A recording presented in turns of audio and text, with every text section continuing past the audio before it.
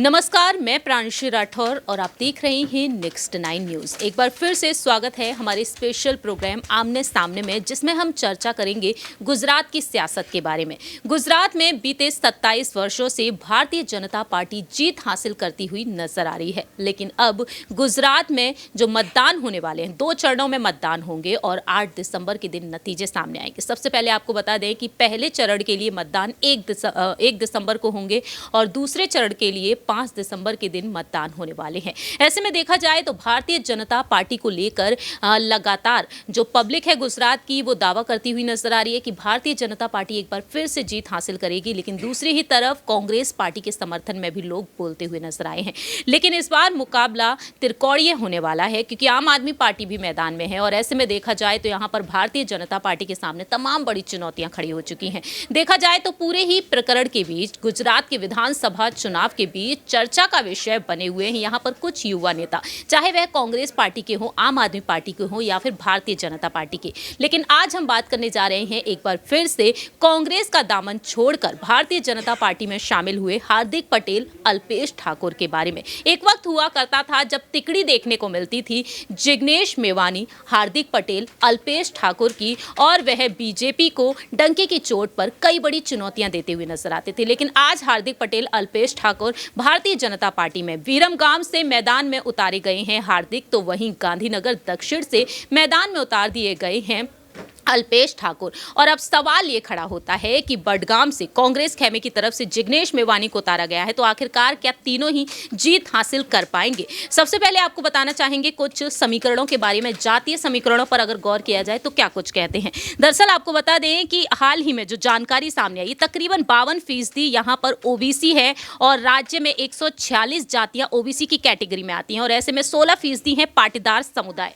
तो यहाँ पर जो जानकारी सामने आई है उस पर गौर किया जाए तो गुजरात में 7% दलित है, 11% आदिवासी, 9% मुस्लिम और 5% यहाँ पर सामान्य जाति के ब्राह्मण है और बाकी की अन्य जातियां हैं।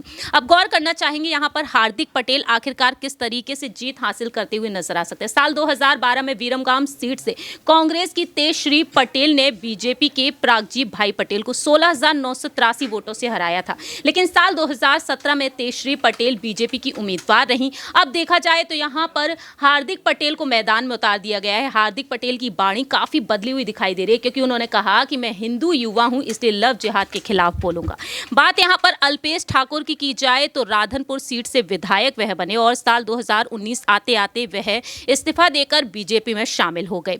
वहीं अब अल्पेश ठाकुर को गांधीनगर दक्षिण से उम्मीदवार बना दिया गया है और साथ ही साथ जिग्नेश मेवानी पर गौर किया जाए तो साल 2017 में कांग्रेस समर्थित निर्दलीय उम्मीदवार रहे, जिन्होंने बीजेपी के विजय कुमार चक्रवर्ती को 19,696 वोटों से हराया था। लेकिन अब देखा जाए तो जिग्नेश मेवानी, जो एक वक्त पत्रकार रह चुके हैं, वकील रह चुके हैं, लेकिन सामाजिक कार्यकर्ता से आंदोलनकारी बने और उस वक्त वह काफ़ी ज़्यादा सुर्खियों में आ गए। तो इस तरह से देखा जाए तो हार्दिक और अल्पेश ठाकुर और साथ ही साथ जिग्नेश मेवानी पर गौर किया जाए तो उनका राजनीतिक करियर काफ़ी ज़्यादा चर्चा में रहा है। लेकिन अब सवाल यहाँ पर यह खड़ा होता है कि जो तीनों ही दोस्त एक साथ देखने को मिलते थे, क्या अब वह यहाँ पर अपनी अपनी पार्टी को जीत दिलाने में कामयाब हो पाएंगे? इस पर हम बात करेंगे न्यूज़ रूम में बैठे हुए हमारे सहयोगी दीपक से, जो तमाम जानकारियां आप तक पहुंचा रहे हैं। कुछ ओपिनियन पोल्स भी सामने आ रही हैं और नजरें सभी की टिकी हुई हैं कि क्या वाकई में निर्दलीय उम्मीदवार के तौर पर जिस तरीके से जिग्नेश मेवानी नजर आए, एक वक्त तीनों ही साथ में देखे गए, लेकिन अब अलग खेमे में नजर आ रहे हैं 2 दोस्त और एक दोस्त जिग्नेश मेवानी, जिन्होंने साफ तौर पर यही कहा था कि कुछ भी हो जाए वह कांग्रेस का दामन नहीं छोड़ेंगे। इस पर हम चर्चा करेंगे दीपक से कि आखिरकार उनकी पहली प्रतिक्रिया क्या रही इन तीनों को लेकर। देखिए, जिस तरीके से तीनों एक साथ थे, 3 की तिगड़ी थी, कांग्रेस को फायदा हो रहा था क्योंकि युवा थे। जितनी भी जनसभा एक दिन में करानी होती थी करा लेते थे। कोई बुजुर्ग वृद्ध अवस्था अगर नेता होता है तो उस पर थोड़ा दाव खेलना मुश्किल होता है। लेकिन हार्दिक पटेल, जिग्नेश मेवानी, कन्हैया, तीनों ही एक साथ थे। अल्पेश ठाकुर की भी चाहे चर्चा कर लें, लेकिन कन्हैया को तो इस बार भारत जोड़ो यात्रा में व्यस्त रखा और जिग्नेश को उतारा गया वडगाम सीट से और भीमगाम सीट से, जैसा कि चर्चा है यहाँ पर हार्दिक पटेल की। हार्दिक पटेल के खिलाफ अमर सिंह ठाकुर, जो आम आदमी पार्टी के नेता हैं, वो उतारे गए हैं और लाखा भाई, जो कि कांग्रेस के अभी हालिया विधायक हैं उन्हीं को उतारा गया दोबारा, तो कांग्रेस पार्टी उनको चुनौती देगी, क्योंकि कांग्रेस का ही वहाँ से विधायक है और अशोक गहलोत जो राजनीति के जादूगर कहे जाते, इतनी आसानी से वो हार नहीं मानते और खासकर अपने उन विधायकों को तो जरूर हराएंगे जो उनके खिलाफ गए, क्योंकि पायलट ने गद्दारी करी, पायलट के खिलाफ कितना कुछ बोलते नजर आ रहे हैं गहलोत, उसी तरीके से हार्दिक पटेल के खिलाफ भी नजर आ रहे हैं। तो कुल मिलाकर ये समीकरण बन ही रहा है। लेकिन इसी के साथ साथ अगर बात करें इन तीनों की, तो अल्पेश ठाकोर का और हार्दिक पटेल का बीजेपी के साथ जाना ज्यादा फायदेमंद नजर नहीं आ रहा, क्योंकि वो बीजेपी के साथ तो चले गए हैं, लेकिन पाटीदार नेता क्या पिछले 5 साल की तरह यहां पर भी लोगों की वही सोच है? आपसे एक सवाल और रहेगा, क्योंकि यहाँ पर एक और ये सवाल उठ रहा है कि अपने गढ़ में जिस तरीके से बीजेपी ने उतार दिए, वीरंगवाम से हार्दिक पटेल हैं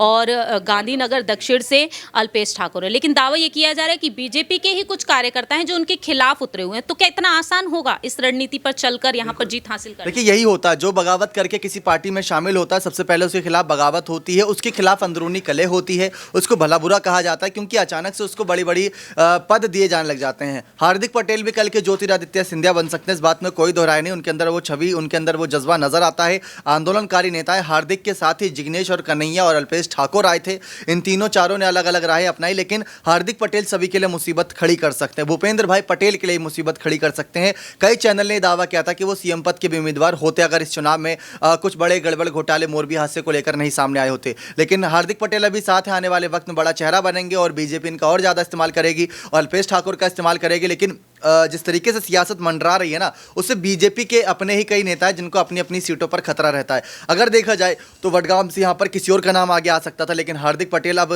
बीजेपी से आए, कांग्रेस तो अपना प्रत्याशी उतारेगा ही उतारेगा, लेकिन अगर कांग्रेस से होते तो वो यहाँ से उतरते, लेकिन कांग्रेस के खिलाफ है तो बीजेपी ने उनको यहाँ से उतारा, यानी कि उनके समर्थकों को झटका लगा। तो जो समर्थक जिस विधायक को समर्थन दे रहे थे, जिस सिटिंग विधायक को समर्थन दे रहे थे, वो उनके खिलाफ चले गए। तो ये एक राज्य की कहानी नहीं, जहाँ जहाँ बीजेपी को समर्थन मिला है, चाहे महाराष्ट्र, दिल्ली या फिर मध्य प्रदेश देख ले, राजस्थान देख ले, हर जगह बीजेपी की उन्हीं। आपके मुताबिक क्या आपको लगता है क्या यहाँ पर तीनों ही जिस जिस सीट से उतारे गए हैं वहां पर जीत हासिल कर पाने में कामयाब होंगे? हार्दिक पटेल के लिए थोड़ी मुश्किलात हो सकती है, क्योंकि कांग्रेस का पहले से ही विधायक बताया जा रहा है, कांग्रेस का विधायक है और कांग्रेस पार्टी दोबारा से मजबूती नजर आ रही है उनके अंदर उतनी, क्योंकि मल्लिकार्जुन खड़गे अध्यक्ष हैं, गहलोत ने इस बार यहाँ पर ऑब्जर्वर का काम किया है, वो इतनी आसानी से हार नहीं मानेंगे। राहुल गांधी ने एक ही रैली करी लेकिन सबको हिलाकर रख दिया, और हार्दिक पटेल के खिलाफ खासकर यहाँ बयानबाजी बहुत हुई है, लेकिन हार्दिक एक बड़ा चेहरा और उनकी जीत हो सकती है, हो जाए, लेकिन बहुत क्लोज मुकाबला रहेगा। रही बात अल्पेश ठाकुर की, तो उनके खिलाफ प्रतिद्वंदी आम आदमी पार्टी का थोड़ा तगड़ा नजर आ रहा है, ऐसा कहा जा रहा है, तो उनकी जीत में थोड़ा सा अंतर यहां पर हो सकता है, क्योंकि अल्पेश ठाकुर का उतना चर्चा में नाम नहीं रहता। रही बात जिग्नेश मेवानी की, तो उनकी जीत पक्की मानी जा रही है, क्योंकि जैसे हार्दिक पटेल बीजेपी के सीएम चेहरे बताए जा रहे थे, वैसे कांग्रेस के लिए जिग्नेश मेवानी। बहुत बहुत शुक्रिया। जैसा कि दीपक ने यहाँ पर खुलकर अपनी बात रखी है कि आखिरकार गुजरात में अब तीनों ही सीटों पर क्या कुछ नज़ारा देखने को मिल रहा है। फिलहाल देखा जाए तो हार्दिक पटेल और जिग्नेश मेवानी यहाँ पर भारतीय जनता पार्टी और कांग्रेस को लेकर अलग अलग तरीके से अपनी बात रख रहे हैं। अब देखना दिलचस्प ये होगा कि वाकई में हार्दिक पटेल जीत हासिल करने में कामयाब होंगे या फिर नहीं, क्योंकि आपको बता दें कि पहले चरण के लिए चुनाव प्रस्ताव अब थम चुके हैं और 1 दिसंबर के दिन गुजरात में पहले चरण के लिए मतदान होंगे। देखना दिलचस्प होगा कि पहले चरण के मतदान में आखिरकार कौन सी पार्टी आगे बढ़ती हुई नजर आ सकती है। खैर, ये तो वक्त के साथ साथ ही पता चलेगा, लेकिन जाते जाते आपको यहाँ पर दिखाना चाहेंगे कि हार्दिक पटेल और जिग्नेश मेवानी ने किस तरीके से अपनी बात रखी जब हमारे संवाददाता गुजरात पहुंचे और उन्होंने गुजरात के विधानसभा चुनाव को लेकर उनसे ओपिनियन जानी। ये आप देख सकते हैं हमारे चैनल पर वो तमाम रिपोर्ट्स के जरिए भी। फिलहाल हमारी इस रिपोर्ट में इतना ही, बाकी की तमाम अपडेट्स के लिए आप देखते रहिए नेक्स्ट 9 न्यूज़। कांग्रेस की बात करते हैं कि कांग्रेस हिंदुत्व की राजनीति करती, कहाँ हमें तो नहीं दिखाई दिया। कांग्रेस तो कहती है कि इस देश की माल मिल्कत पे जो अधिकार हिंदुओं का है उससे ज़्यादा अधिकार तो लघुमतियों का है। कांग्रेस ये कहती है कि राम मंदिर के लिए लाई गई शिलाओं पे तो कुत्ते जाके पेशाब करते हैं। तो आप हिंदुत्व की जो बात करते हैं वो भारतीय जनता पार्टी ने उस पर पूरी आक्रामकता से, पूरी जोश और उत्साह के साथ लोगों को फायदा दिलाने का काम। तो बीजेपी की एक अचीवमेंट है कि आपने सारी पार्टियों को अपने पिच पर खेलने के लिए, जो हिंदुत्व का एक पॉलिटिकल फॉर्मेट है, उस पर खेलने के लिए मजबूर कर दिया। अच्छा है कि वो लोग भी भगवान को मानना शुरू कर दिया, वो भी राम भगवान की बात करते हैं, वो भी लक्ष्मी जी की बात करते हैं। तो हमारी सनातन संस्कृति है, अगर उस पर कांग्रेस और आम आदमी पार्टी आई है तो हमें तो गर्व है कि हमारा जो सपना है उस सपने पर वो ठीक ठाक चल रहे हैं। एक सवाल पटेल साहब आपसे जुड़ा हुआ है, आपकी पुरानी पार्टी, एक आपने जब कांग्रेस को छोड़ा, आपका एक बयान चर्चाओं में था कि 50 साल में आज़ाद, 35 साल में सिब्बल साहब, और 2 साल में आपने कांग्रेस को समझ लिया।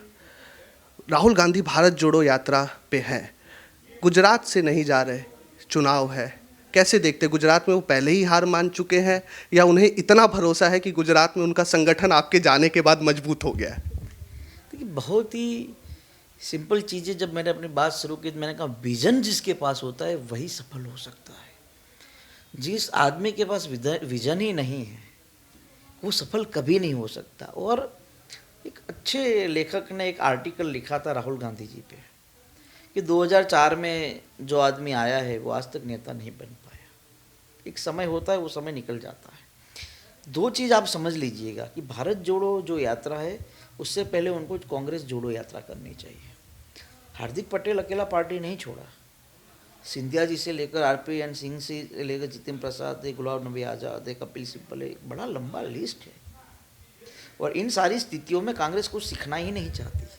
और वो राहुल गांधी गुजरात आए या ना आए, हम तो चाहते हैं कि 1-2 बार आए तो ऊपर से जितनी सीट आ रही उसमें भी सिर्फ 5 सीट कम होने वाली है कांग्रेस की। तो गुजरात में एक बात बहुत क्लियर है कि भरोसा भारतीय जनता पार्टी की सरकार के साथ है और ये भरोसा आने वाले दिनों में और मजबूत हुआ है। इसलिए मजबूत हुआ है कि एक ज़माना था गुजरात में कि हर इलाके में अलग अलग डॉन हुआ करते थे, तो रात को 9 बजे के बाद लड़कियों को बाहर निकलना मनाही हो चुका था। आज इस राज्य के अंदर 2 ही दादा है, एक हनुमान दादा और गणपत दादा, और कोई नहीं है। तो इसी बात के कारण लोगों का भरोसा और मजबूत हुआ है। और नरेंद्र भाई मोदी ने अपने इस कार्यकाल में कभी भी भ्रष्टाचार को सहयोग नहीं किया। उन्होंने कहा कि ना मैं खाऊंगा ना मैं किसी को खाने दूंगा। तो इन सारी चीज़ों को लेकर गुजरात के 7 करोड़ लोगों को लगता है कि यही हमारे लिए सबसे अच्छे ऑप्शन है, यही हमारे लिए सबसे अच्छी पार्टी है। और जहाँ पर भरोसा है, आज मान लीजिए कि आप आए हैं, आपको भरोसा है कि मैं इंटरव्यू दूंगा इसलिए तो आए, नहीं तो मैं भगा देता। तो भरोसे से चलता है। तो जिसको भगाना है उसको 7 करोड़ की जनता भगाएगी और जिस पर भरोसा है वो बैठ के बात करेंगे। एक वीरगाम को आप अपनी जन्मस्थली देखते हैं, कर्मस्थली बनाना चाहते हैं। स्वाभाविक है कि यहाँ पर जन्मा हूँ, यहाँ पर पढ़ाई की है, यहाँ पर खेला हूँ और मर भी यहाँ जाऊँगा, राग भी यहाँ बनूँगा। तो स्वाभाविक है कि नेता तो बन चुका हूँ, तो अब इस भूमि के लिए काम करूँ, इसको बेहतर जगह बनाऊँ, इसको नई ऊंचाई पर पहुँचाऊँ। और उसके लिए मुझे भरोसा है कि पार्टी टिकट देगी तो यहाँ की जनता हमें चुनाव जिता के गांधीनगर भेजेगी, तो यहाँ के लोगों के लिए काम करेगी। इसी से एक आखिरी सवाल लेना चाहेंगे आपसे। आप ही के साथ पाटीदार अनामत आंदोलन से 2 नेता और वरुण पटेल और चिराग पटेल निकले, वो भी दावेदारी यहाँ से कर रहे हैं विरमगांव से। और वरुण पटेल का भी एक बयान काफ़ी चर्चाओं में आया, आपका सीधा सीधा नाम नहीं लिया, लेकिन उन्होंने ये कहा कि पार्टी उसे टिकट दे जिसके लिए कार्यकर्ताओं को प्रचार करते वक्त शर्म ना आए। कैसे लेंगे आप इस बयान? हर किसी को कहीं पर भी जाके चुनाव लड़ने का अधिकार है, इसमें कोई चिंता का विषय नहीं है। टिकट मिलती है तो वो तो पार्टी तय करेगी ना, तो उसमें मेरा ये मानना कि इतना बौखलाहट करने की ज़रूरत नहीं है। क्या फिर उनको भी भरोसा है? कांग्रेस में कार्यकारी अध्यक्ष, बीजेपी में नेता, फर्क नहीं दिखता आपको? आप अगर पत्रकार हो और फिर आपको यहाँ भेजे ही नहीं किसी का इंटरव्यू लेने के लिए, तो क्या करोगे? रहोगे पत्रकार? तो हम तो काम के भूखे हैं। अगर आप पत्रकार ना भी हो लेकिन आप मोबाइल में शूट करके न्यूज़ चला सकते हो तो आप बेहतर। आखिरी मुकाबला त्रिकोणीय है या नरेंद्र मोदी देश के प्रधानमंत्री की मजबूत राजनीतिक छवि के आगे और विकास मॉडल के आगे विपक्ष ध्वस्त हो जाए? भाई गुजरात के पुत्र है, लाल है, और गुजरात की जनता जो कुल 182 विधानसभा सीट है गुजरात की, 13 आरक्षित सीट है, 7 बीजेपी के पास है वर्तमान में, 5 कांग्रेस के पास और 1 आप जीते हैं। इस बार आम आदमी पार्टी मैदान में है, वो भी उसी वोट बैंक पे या कह लीजिए वही वोट बैंक पर टारगेट कर रही है जो खास तौर पर कांग्रेस का वोट बैंक माना जाता है, दलित, मुस्लिम और वंचित समाज। मैं आपको ईमानदारी से बता रहा हूँ, मैं कांग्रेस में हूँ, दूसरी पार्टी में हूँ, इसलिए नहीं, बहुत तटस्थ रूप से आपको बता रहा हूँ। कल सुबह इलेक्शन होता है तो आम आदमी पार्टी की एक भी सीट नहीं आ रही। ये मेरे शब्द आप नोट कर लीजिए, लिख लीजिए। कल चुनाव होता है तो अभी मैं बैठा हूँ बनासकाठा में, पूछिए बनासकाठा में किसी को भी कौन सा सीट आ रहा है? एक भी नहीं। पाटण में नहीं, अरवली में नहीं, साबरकाठा में नहीं, महसाना में नहीं, गांधीनगर जिले में, सौराष्ट्र में नहीं, अहमदाबाद शहर में नहीं, बड़ौदा में नहीं। उनका थोड़ा बहुत जो बेस दिख रहा है वो सूरत में दिख रहा है, लेकिन क्या वो इतना है कि सीट निकले? ये इसका जवाब तो भविष्य के गर्भ में है, मैं नहीं मानता हूँ। ट्रेड यूनियन के भी आप, आखिरी 2 सवाल लूँगा सर, आप व्यस्त दिन है आपका। ट्रेड यूनियन का भी आप नेतृत्व कर चुके हैं, ट्रेड यूनियन के आंदोलन में भी रहे। विपक्ष का आरोप है कि व्यापारियों के लिए गुजरात मरघट बन चुका है जीएसटी और नोटबंदी के बाद। सत्ता पक्ष और नरेंद्र मोदी प्रधानमंत्री जब जामनगर आए थे अक्टूबर महीने में, उन्होंने कहा था कि गुजरात सबसे बेहतर प्रदेश है व्यापार करने के लिए। देखिए, आप ये सवाल बेहतर है कि व्यापारियों को ही पूछे। वैसे तो मोदी जी ही सबसे बड़े व्यापारी है, बहुत कुछ बेच देते हैं, लेकिन जो सचमुच दुकान लेकर बैठे हैं, छोटा मोटा कारोबार है, जिनका स्मॉल और मीडियम स्केल की इंडस्ट्रीज़ है, आप उनको पूछिए, वो बेहतर जवाब देंगे। व्यापारी बेचारे इसलिए भी नहीं बोल पाते कि इनकम टैक्स आ जाएगा, बड़ा कारोबार है तो ईडी आ जाएगा, किसी डिपार्टमेंट के अफसर को भेजकर दबाव बनाएंगे, इस कारण व्यापारी बोल नहीं पाते। आपको डर? लेकिन नहीं, हमको तो बहुत कोशिश की डराने की। आप भी युवा है, पूरा करियर। हाँ, तो वो करते रहे अपना काम, हम भी अपना काम करते रहेंगे। अंतिम सवाल लूँगा सर, मुकाबला किससे है? नरेंद्र मोदी के विकास मॉडल से, या राजनीतिक छवि से, या बीजेपी से? बीजेपी की नीतियों से। नरेंद्र मोदी जी तो एक व्यक्ति है, राइट, उनको प्रोपेगेंडा कर करके बड़ा बताया है, लेकिन मूलतः जो बीजेपी की जो नीतियाँ है वो जन विरोधी है, वो लोकतंत्र विरोधी है और वो संविधान विरोधी है। 8 तारीख को मतदान पेटी खुलती है, कांग्रेस अभेद किले को भेद पाती है, जैसा बीजेपी बोलती है हमारा अभेद किला है, तो जिग्नेश मेवाणी का क्या भूमिका राजनीति में रहेगी? कोई किला इस मुल्क में, इस दुनिया में अभेद नहीं होता। अगर सर सत्ता में आते हैं तो जिग्नेश ऐसा कोई भी किला नहीं होता। ये कहना एक घमंड है, ये अहंकार है, और इस बार भाजपा का 27 साल का अहंकार और घमंड दोनों टूटेगा। सर सवाल पे मैं अभी भी हूँ, सत्ता में आते हैं, जिग्नेश मेवाणी युवा नेता है, एक पूरी लिगेसी है सामाजिक कार्यकर्ता आंदोलनकारी की, सत्ता में आते हैं तो जिग्नेश मेवाणी की राजनीतिक भूमिका गुजरात की विधानसभा में या गुजरात की राजनीतिक गलियारों में क्या होने वाली है? स्वाभाविक रूप से सत्ता में आएंगे तो फिर नीतियाँ बनाएंगे, पॉलिसीज़ बनाएंगे, योजनाएं बनाएंगे। जिन मुद्दों को लेकर बीजेपी के खिलाफ लड़ते थे, पहले तो उसी मुद्दों को अमली जामा पहनाने के लिए, साकार करने के लिए पॉलिसी बनाएंगे। मैं आपके खिलाफ ये कह रहा हूँ कि ये XYZ चीज़ आप क्यों नहीं कर रहे, ये ABC चीज़ आप क्यों नहीं कर रहे। तो यदि हम सत्ता में आएंगे तो वो पहला हमारा कर्तव्य और रिस्पॉन्सिबिलिटी बनेगा कि हम वो ABC और XYZ करके दिखाएं। राहुल गांधी राहुल गुजरात जी ने कहा कि 3000 इंग्लिश मीडियम की स्कूल्स बनाएंगे। बगल में राजस्थान में हमारी सरकार पुरानी पेंशन योजना हम लोग लेकर आए, तो उसको गुजरात में लागू करेंगे। कॉन्ट्रैक्चुअल और आउटसोर्सिंग का जो सिस्टम है, जिससे आशा वर्कर, आंगनबाड़ी की बहन, सफाई कर्मी, head constables, mid day meal के कर्मचारी, होमगार्ड के जवान, फॉरेस्ट की बीट गार्ड, अनगिनत हज़ारों लाखों की तादाद में सारे कर्मचारी हैं, इनको परमानेंट किया जाए। एक भी सफाई कर्मी गटर में उतर कर ना मरे, उसके रोबोट्स और आधुनिक मशीन बसाए जाए। जो भूमिहीन लोग हैं उनको ज़मीनों का आवंटन किया जाए, हो सके उतना रोज़गारों का सृजन किया जाए, रोज़गार महिलाओं को बड़ी तादाद में मिले, तो तब जाके केवल कांग्रेस पार्टी सत्ता में आए। उसके साथ साथ गुजरात की तरक्की कैसे हो, ये इन दोनों के ऊपर हम लोग काम। वडगाम की तरक्की के लिए क्या विचार? वडगाम की तरक्की के लिए चिंता नहीं, हम बैठे हैं ना। तो सरकार पूरा सहयोग करती है, आप तो विपक्ष में। अरे हमारी पार्टी की सरकार बनी और तब भी कोई सहकार नहीं किया ना, तब भी लड़ लेंगे वडगाम की जनता के लिए। एक अंतिम क्लोजिंग पॉइंट मार देता हूँ, राहुल गांधी गुजरात छू के जा रहे हैं महाराष्ट्र से, जो उनका रूट है, गुजरात नहीं घुस रहे, क्या कारण? अभी आज शाम को ही आपका मैसेज पहुंचाता हूँ ताकि वो जल्दी आ जाए। जल्दी आएंगे, डोंट वरी। ये हमारे साथ कांग्रेस के युवा नेता जिग्नेश मेवाणी थे। जिग्नेश भाई, बहुत धन्यवाद आपका बात। Thank you. तो अभी इनका दिन भर का कार्यक्रम है, नामांकन भरने जा रहे हैं, 5 तारीख को मतदान है, और देखना यह है कि जब 8 तारीख को मतपेटी खुलेगी तो कांग्रेस की भूमिका गुजरात के सत्ता में क्या होने वाली है। कैमरामैन सुमित के साथ मैं राकेश मोहन सिंह, नेक्स्ट 9 न्यूज़ के लिए धन्यवाद।